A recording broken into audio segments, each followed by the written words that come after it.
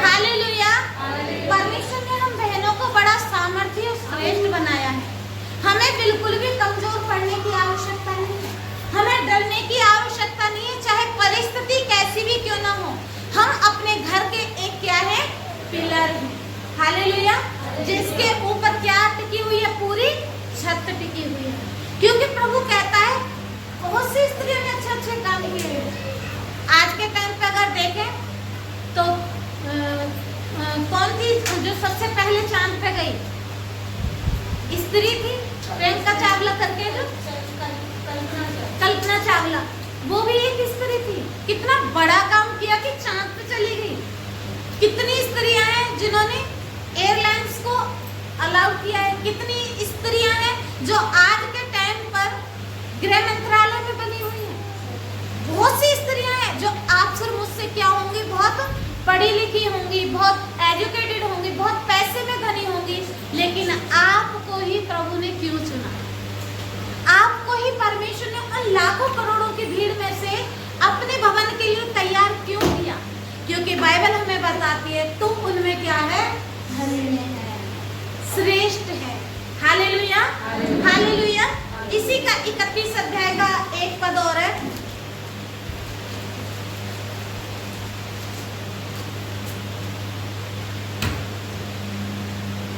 लिखा है, भली पत्नी कौन पा सकता है, क्योंकि उसका मूल्य मूंगों से भी बहुत अधिक उसके पति के मन में उसके प्रति विश्वास है। Hallelujah, hallelujah. आप में एक आम स्त्रियां नहीं है, आप में एक भली स्त्रियां हैं। तो हमारा जो मूंग है, हमारा जो मूल्य है, जो कीमत है, वो परमेश्वर ने उन हीरों से भी बढ़कर ठहराया है, जो आज इस संसार में एक हीरे की जो कीमत है, जो खूबसूरती है, वो कोई भी नहीं, उसके मुकाबले कोई दूसरा व्यक्ति कर ही नहीं सकता। हीरा जो है सबसे प्यारा और निखरता हुआ नजर आता है। सोने से भी बढ़कर हीरे की क्या है, कीमत है। और आपको परमेश्वर ने उस हीरे से भी बढ़कर क्या किया है, तैयार किया है, नियुक्त किया है और उसके बराबर आपका मूल्य ठहराया है। तो हमें क्या करना है, हम स्त्रियों को बलवंत होना है, सामर्थ्य होना है और अपने प्रभु के लिए, अपने परमेश्वर की सेवकाई के लिए हमें, जैसा उस युग की औरतें थी, जैसे मरियम थी, मरियम मगदलीनी थी, शलोमी थी, कितनी स्त्रियां थी जो परमेश्वर का क्या करती थी, भय मानती थी और परमेश्वर की आज्ञा में चलती थी और प्रभु के लिए अपने आप को हमेशा तैयार करती थी। लूका रचित सुसमाचार मेरे साथ निकालेंगे, उसका 12 अध्याय हम निकालेंगे और यहाँ पे 16 पद में एक वचन है जिसको मैं पढ़ूंगी। और प्रभु का वचन हमें बताता है कि परमेश्वर जो है वो बहुत ही अद्भुत परमेश्वर है। प्रभु यीशु मसीह ने आपको और मुझे ऐसे ही नहीं चुना है, उसकी एक बहुत बड़ी योजना है।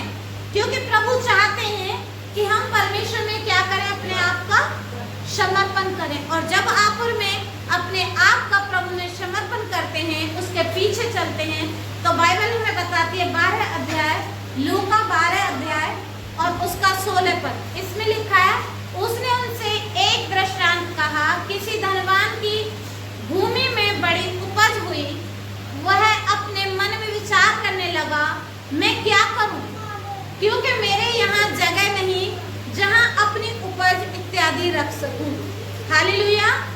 और उसने कहा, मैं यह करूंगा, मैं अपनी बखरियों तोड़कर उनमें बड़ी बनाऊंगा और वहाँ अपना सब धन, अन्न और संपत्ति रखूंगा और अपने प्राण से कहूंगा कि हे मेरे प्राण, तेरे पास बहुत वर्षों के लिए बहुत संपत्ति रखी गई है, चैन कर खा पी और सुख से रहे। परंतु परमेश्वर ने उससे कहा, हे मूर्ख, इसी रात यदि तेरा प्राण तुझसे ले लिया जाए, तब जो कुछ तूने इकट्ठा किया है वह किसका होगा? ऐसा ही वह मनुष्य भी है जो अपने लिए धन बटोरता है, परंतु परमेश्वर की दृष्टि में धनी नहीं है। Hallelujah, hallelujah. आज हमें ये विचलित होने की जरूरत नहीं है कि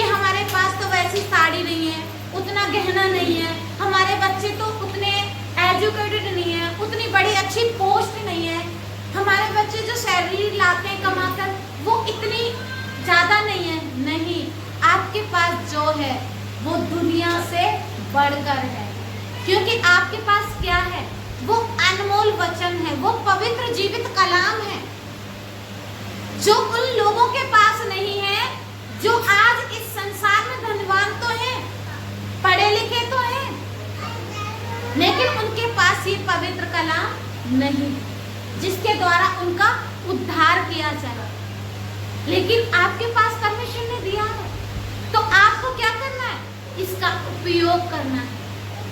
उस धनवान मूर्ख के समान नहीं जिसकी खेती में क्या हुआ, बहुत सारा अन्न पैदा हो गया, और जब अन्न पैदा हुआ तो उसकी जो कोठरियां थी उसमें जगह नहीं बची, उसने उन्हें तोड़ा और बड़ा कर दिया और फुल अन्न भर लिया, खूब सारा जितनी फसल पैदा हुई थी अच्छे से भरा। और वो क्या कहता है कि हे मेरे प्राण, अब खा पी और चैन कर, अब कमाने की कोई जरूरत नहीं है, क्योंकि मेरे पास इतना धन हो गया है कि मैं जब तक जिंदा रहूंगा इसमें से निकालूंगा और खाता रहूंगा।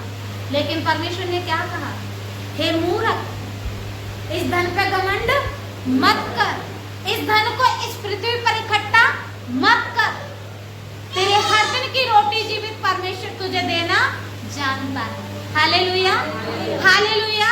और उसने कहा कि हे मूर्ख, यदि तेरा प्राण तुझसे आज ले लिया गया तो ये धन किस काम का है, किसी काम का नहीं है।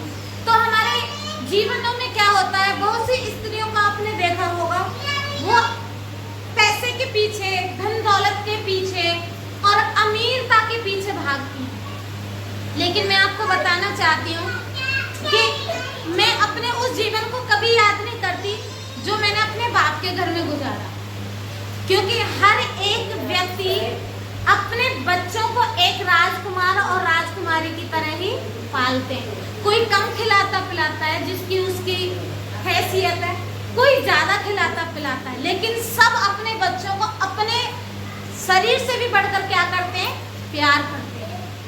लेकिन मैंने कभी उस जीवन को अपने ससुराल में, अपने व्यक्तिगत जीवन में झांककर नहीं देखा कि मैं जब अपने घर पे थी, मैं बोलती थी मम्मी अब ये वाला सूट निकल के आ रहा है, मेरे लिए तो यही चाहिए, कल ही लेके आना। और शाम होते होते वो क्या होता था, मेरा सामान मेरे पास होता था। क्यों, इकलौती हूँ ना, और परमेश्वर की दया से 2 वक्त की रोटी जो चल रही थी उसमें कोई कमी नहीं थी, लाड़ प्यार भरपूर मिला। लेकिन जब मेरी शादी हुई और हम सेवकाई में आए, परमेश्वर के वचन को हमने ग्रहण किया और परमेश्वर के लिए अपने आप को समर्पित किया, तो मैं कभी भी धन या उन सब ऐश आराम के पीछे नहीं भागी जैसा मुझे चलना चाहिए था। कितनी दफे मैं बताना चाहती हूँ कि जब मैं अपने मायके में शादियों में गई, मेरी फ्रेंड वगैरह के यहाँ गई या कजन्स के यहाँ गई, तो कितने लोगों ने बोला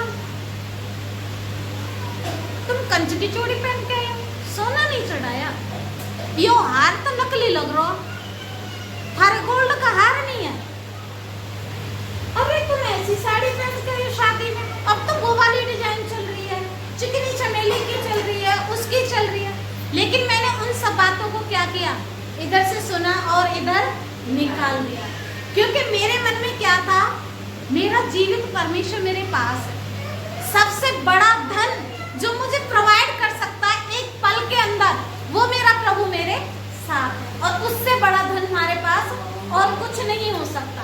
और मैं परमेश्वर के नाम को धन्यवाद करती हूँ कि जब मैं प्रभु के साथ में चली तो परमेश्वर ने मुझे हर वो चीज से नवाजा जो मैंने प्रभु से मांगी। मैंने जब जब परमेश्वर के सामने प्रार्थना रखी, परमेश्वर ने मेरी एक एक प्रार्थनाओं को क्या किया, आमीन में मुझे उत्तर दिया।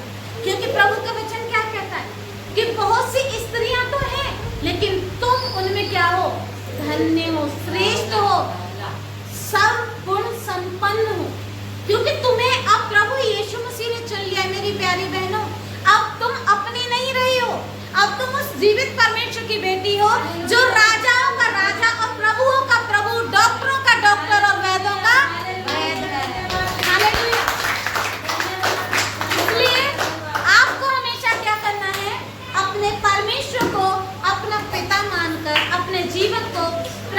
अगुवाई में होकर लेके चलना है, परमेश्वर के पीछे चलना है।